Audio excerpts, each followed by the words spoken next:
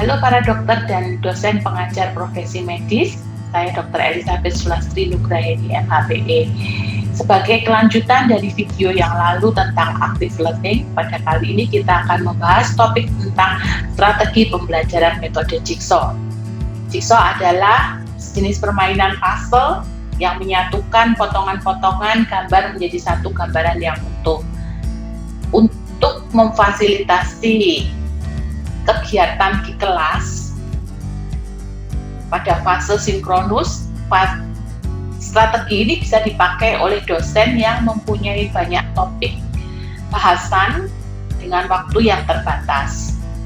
Dan metode ini tetap bisa mendorong mahasiswa untuk belajar aktif dan berpusat pada siswa atau student center. Teknis pelaksanaannya seperti berikut: dosen menyiapkan topik, dosen menyiapkan kelompok sesuai dengan topik yang ada. Kemudian tentunya persiapan ini sudah dikomunikasikan dengan mahasiswa. Persiapan ini tahap 1 dan tahap 2 ini sudah dikerjakan pada fase asinkronus. Jadi dosen sudah mengupload materi dan juga dosen sudah mengupload pembagian kelompok mahasiswa itu ke dalam learning management system yang ada, sehingga mahasiswa bisa mempersiapkan terlebih dahulu. Kemudian kelompok A misalkan, karena mereka sudah mempelajari materi tentang nasofaringeal CA sebelumnya di rumah, pada saat kelompok A bertemu, mereka mempunyai waktu 15 menit untuk mendiskusikan tentang nasofaringeal CA, merumuskan bersama apa yang akan mereka presentasikan ke kelompok berikutnya. Jadi saat fase sinkronus ini dosen tidak perlu lagi mengajar.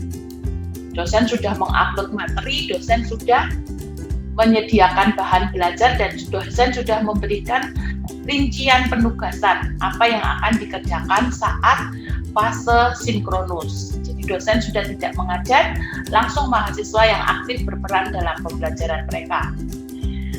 Sebagai contoh di gambar ini, jadi kelompok A, kelompok B, kelompok C, dan kelompok D masing-masing membicarakan topik yang homogen sesuai apa yang sudah disediakan untuk mereka pelajari.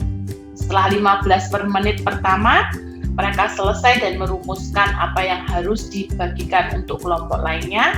Berpindahlah salah satu kelompok A ke kelompok B. Demikian juga kelompok B pindah ke kelompok A. Demikian juga dengan kelompok C dan D.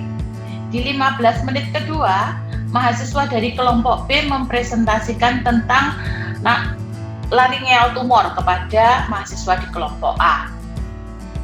Demikian juga mahasiswa kelompok A juga menceritakan kembali tentang nasofaringeal CA untuk didengarkan bersama-sama dengan teman yang berasal dari kelompok B. Jadi dalam 15 menit kedua ini, tiap-tiap kelompok sudah mendapatkan 2 topik bahasan.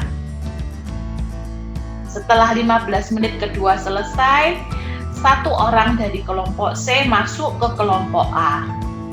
Demikian seterusnya sesuai pembagian yang sudah dijelaskan oleh dosen di fase asinkronus. Berpindahlah mahasiswa. Kemudian kembali pola itu diulang. Mahasiswa A menceritakan nasofaringeal CA, mahasiswa B menceritakan tentang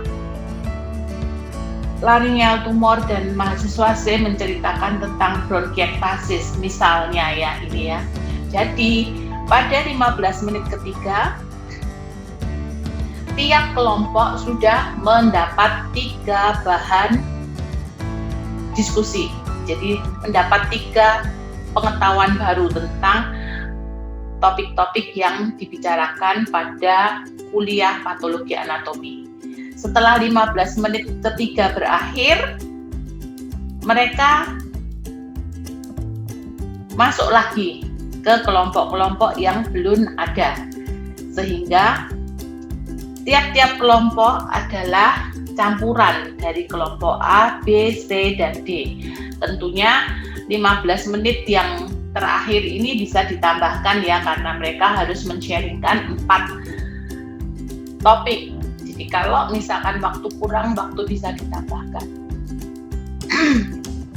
Ya, seperti ini tadi contoh skenarionya, misalkan seperti ini, atau bisa dimodifikasi sesuai dengan visibilitas yang ada di institusi Bapak Ibu masing-masing. Nah, apa yang perlu dipersiapkan dari asinkronus menuju sinkronus? Jadi dalam fase asinkronus, dosen menyiapkan bahan bacaan, bisa berupa PPT, bisa berupa jurnal atau reading, bisa berupa video, YouTube, dan lain-lain ya. Atau boleh juga dosen sudah mempersiapkan skenario atau refleksi kasus. Termasuk juga dosen sudah menyiapkan pembagian kelompok dan alur perpindahan kelompok dalam breakout room jika kuliah kita ini masih dalam suasana online ya. Jadi kita juga harus menyiapkan itu supaya pada saat sinkronus mahasiswa tinggal jalan ya. Kita juga harus mempertimbangkan komposisi grup mahasiswa yang aktif, juga harus dipertimbangkan digabung dengan mahasiswa yang kurang aktif. Tujuannya agar bisa brainstorming dan bisa mengencourage mahasiswa yang kurang aktif ini untuk berani berbicara dalam kelompok kecil, dalam suasana yang mendukung untuk mereka menemukan kepercayaan dirinya untuk beraktualisasi. Kemudian juga perlu dipertimbangkan adanya dosen pendamping atau membantu monitor pada saat diskusi kelompok atau saat breakout room. Nah, setelah kita mempelajari, ada beberapa tantangan ya yang bisa diantisipasi oleh para dosen. Jadi ada pre-class assignment, dosen harus mempersiapkan. Tentunya ini juga butuh waktu, butuh komitmen untuk bisa menyiapkan strategi yang terbaik yang bisa dikerjakan oleh mahasiswa pada saat sinkronus. Jadi apa yang disiapkan ini adalah tujuannya agar mahasiswa mengetahui apa yang harus dipersiapkan untuk mereka kerjakan pada fase tatap muka atau pada fase sinkronus. Desain pembelajaran itu sudah harus disiapkan oleh para dosen. Kemudian tujuan belajar juga harus diberitahukan kepada mahasiswa agar diskusi mereka itu tetap fokus pada learning outcome yang ingin dicapai. Kemudian ada juga tugas post class assignment untuk dosen. Jadi setelah tahap sinkronus selesai, kita para dosen juga masih punya tugas ya. Kan tadi kita tidak memberi kuliah anak-anak yang langsung aktif diskusi dan brainstorming dan mempresentasikan, mengajar peer-nya. Nah, setelah tahap sinkronus tadi selesai, giliran kita sebagai dosen ini untuk memberikan feedback secara konstruktif atau memberikan klarifikasi jika ada hal-hal yang masih salah, dan juga harus memberikan arahan kepada mahasiswa termasuk merangkum ya. Mungkin mahasiswa diskusinya panjang lebar dan harus kita resume untuk mendapatkan suatu esensi yang terpenting yang harus mereka ketahui. Tapi dengan jalannya ini jangan khawatir Bapak Ibu, karena mahasiswa akan lebih percaya diri dan kita akan lebih percaya kepada mereka untuk kita bisa melepaskan mereka menjadi pembelajar yang lebih bertanggung jawab. Demikian harapannya. Jadi demikian salah satu contoh dari strategi pembelajaran dengan model jigsaw. Kiranya jika ada hal-hal yang masih ingin didiskusikan, kita bisa bertukar pikiran, bisa meng-email atau bisa memberikan komentar di kolom yang sudah disediakan. Terima kasih, semoga bermanfaat untuk kita semua.